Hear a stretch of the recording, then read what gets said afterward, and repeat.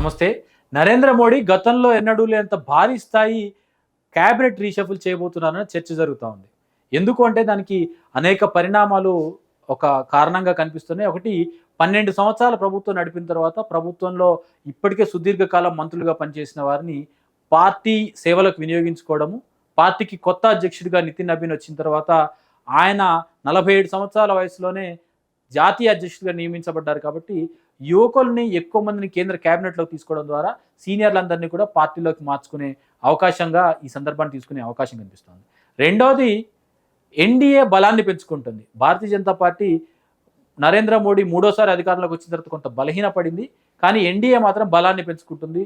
West బెంగాల్లో తృణమూల్ కాంగ్రెస్ 20 మంది ఎంపీలు కొత్త పార్టీగా ఏర్పడి ఎన్డీఏని మద్దతు తెలుపుతున్నారు.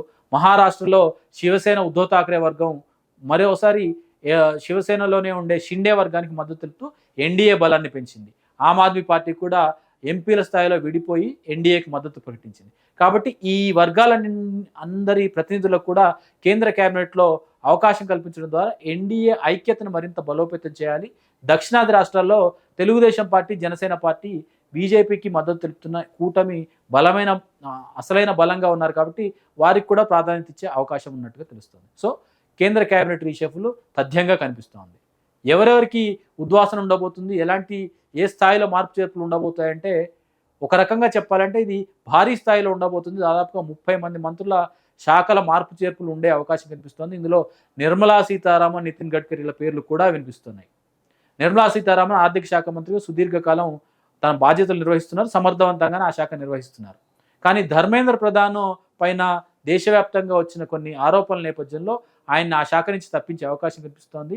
విద్యాశాఖ భారతీయ జనతా పార్టీకి, ఎన్డీఏకి అత్యంత కీలకమైంది కాబట్టి నిర్మలా సీతారామన్ని ఆ శాఖలో వినియోగించుకోవడానికి అవకాశాలు ఎక్కువ కనిపిస్తున్నాయి.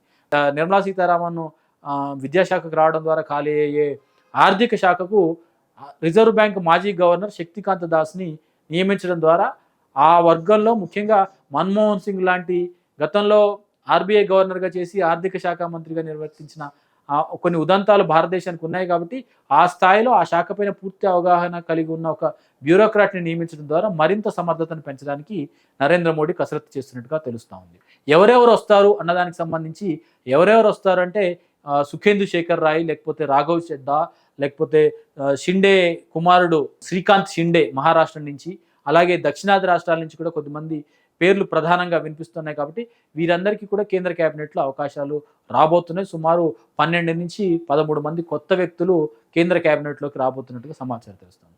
ఇక దక్షిణాది రాష్ట్రాల్లో మరీ ముఖ్యంగా తెలుగు రాష్ట్రాల్లో ఎవరికి అవకాశం ఉంటుంది అన్న చర్చ ప్రధానంగా జరుగుతోంది. తెలుగు రాష్ట్రాల్లో కూడా మార్పు చేర్పులు ఉండడానికి అవకాశం మెండుగా కనిపిస్తూ ఉంది.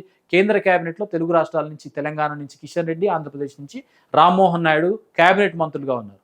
ఎంఓఎస్లుగా తెలంగాణ నుంచి బండి సంజయ్, ఆంధ్రప్రదేశ్ నుంచి శ్రీనివాస్ వర్మ, పెమ్మసాని చంద్రశేఖర్లు ఉన్నారు. వీరికి మార్పు చేర్పులు ఉండే అవకాశం కనిపిస్తుంది.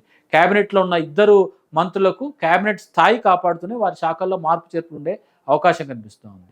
రామ్మోహన్ నాయుడు సివిల్ ఏవియేషన్ మంత్రిగా యువకుడిగా సమర్థవంతమైన బాధ్యతలు నిర్వహిస్తున్నప్పటికీ కూడా రామ్మోహన్ నాయుడు మంత్రిగా ఉన్న సందర్భంలో కొన్ని ఇబ్బందులు ఏర్పడ్డాయి, కొన్ని విమర్శలు వచ్చాయి. ఇండిగో ఎయిర్లైన్స్ లాంటి విమానయాన సంస్థలు కొన్ని తప్పులు చేసినప్పటికీ కూడా భరించాల్సిన పరిస్థితి ప్రభుత్వానికి ఏర్పడింది.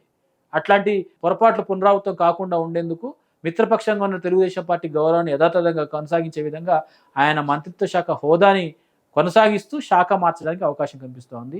రెండవ శాఖ కూడా ప్రాధాన్యత ఉన్న శాఖనే ఇచ్చే అవకాశం ఎక్కువ కనిపిస్తుంది. తెలుగుదేశం పార్టీకి మరొక ఎంవాయిస్ ఇచ్చే అవకాశం లేకపోలేదనే చర్చ జరుగుతోంది. లేదా పెమ్మసాని చంద్రశేఖర్ లాంటి వారికి మరొక ప్రాధాన్యత ఉన్న శాఖని అప్పగించే అవకాశం ఉన్నట్టుగా తెలుస్తోంది. ఆంధ్రప్రదేశ్ నుంచి కేంద్ర కేబినెట్లో మహిళలు లేరు కాబట్టి బైరెడ్డి శబరి పేరు వినిపిస్తూ ఉంది.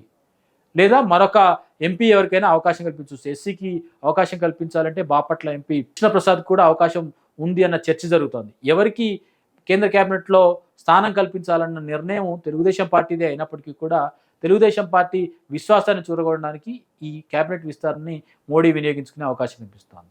పవన్ కళ్యాణ్ పార్టీ, జనసేనకు కూడా పార్లమెంట్లో 3 ఎంపీలు ఉన్నారు, 2 లోక్సభ, 1 రాజ్యసభ సభ్యులు ఒకరు రాజ్యసభ సభ్యులుగా ఉన్నారు. కాబట్టి పవన్ కళ్యాణ్ 3 ఎంపీల్లో ఎవరికైనా అవకాశం కల్పిస్తారనేది పవన్ కళ్యాణ్ నిర్ణయంపై ఆధారపడి ఉంటుంది. కోరితే కనుక పవన్ కళ్యాణ్ కూడా శాఖ కేటాయించే అవకాశం కనిపిస్తుంది. ఇక తెలంగాణ నుంచి ఆశావహుల సంఖ్య పెద్దగా ఉంది. ధర్మపురి అరవింద్ దగ్గర నుంచి మొదలు పెట్టుకుంటే నగేష్, డీకే అరుణ, ఈటెల రాజేందర్ ప్రతి ఒక్కరు కూడా సమర్థులైన వారే. రాజకీయంగా తమకు పూర్తి అనుభవం కలిగిన నేతలే ఉన్నారు.